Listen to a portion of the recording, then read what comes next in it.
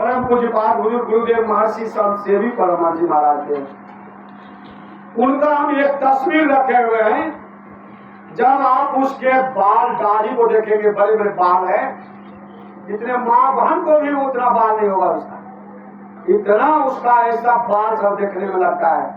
वो चेहरा भी हुजूर के जवानी का है। तो देखिए, तो हुजूर सेवा में रहते हैं और एक दिन हुजूर को काल आ गए लेने की, समय पूरा हो गया। हुजूर इतने दिन दुनिया में नहीं रहते, वे तो गुरु महाराज से पहले ही चले जाते। तो एक दिन गुरु महाराज जी पलंग पर सोए और देखते हैं कि अपने आप बोलने लगे कि भाग रे दुष्ट भाग, पिता के रहते पुत्र को नहीं ले जा सकते हो।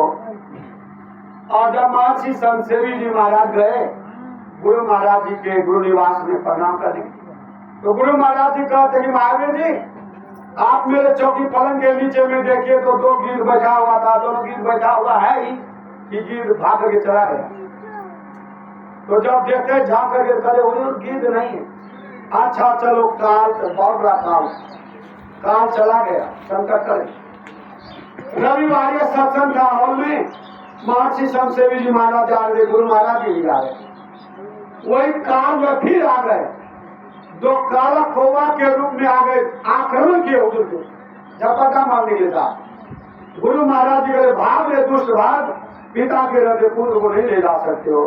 पहले बाप जाएगा तब जाएगा बेटा, अब बाप बेटा जब चला जाएगा तो तब बाप का सेवा कौन करेगा, पहले मैं जाऊँ तब पीछे संशय जी है।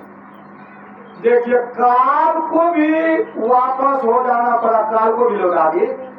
महर्षि 8 जून 1986 में गुरु महाराज जी पद भौतिक शरीर का परित्याग किए।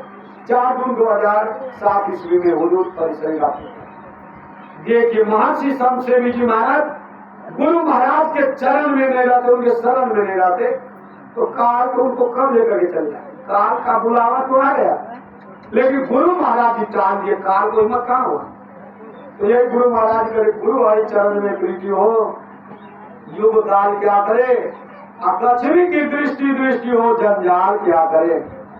तो देखिए, कहने सुनने का अंत नहीं है। गुरु महाराज जी के कृपा से बहुत सुंदर पाठ किया गया है और पूरी पाठ की व्याख्या करने के लिए बहुत समय की आवश्यकता है।